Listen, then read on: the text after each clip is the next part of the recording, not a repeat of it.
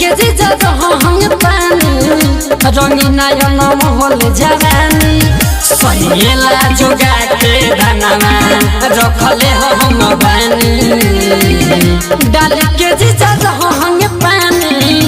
रंगीना महल जवानी डाल के जीजा रहंग पानी रंगीना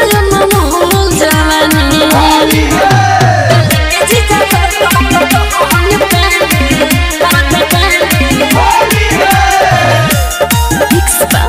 रजनीश जेके डालब चौथी रंगवा लाल हो जाई जिलाल हो जाई कोमल हमर बदन के बुरा हाल हो जाई जिहाल हो जाई कुआद काच के जीजा रहल चाहिए काच के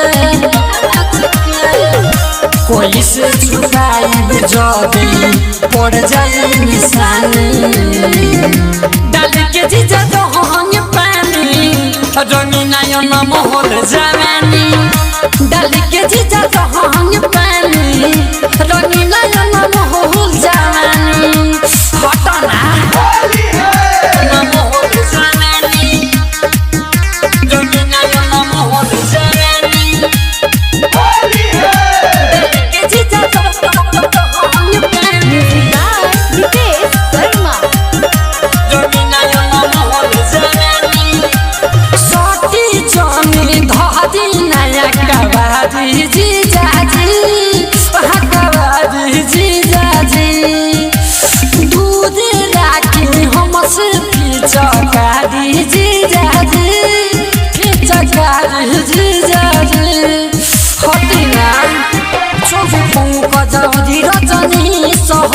रंग चाहती सहो रोवेला जोगा के धनमा रखले हम बानी डाल के जीजा रहंग पानी रंगीना महल जवानी डाल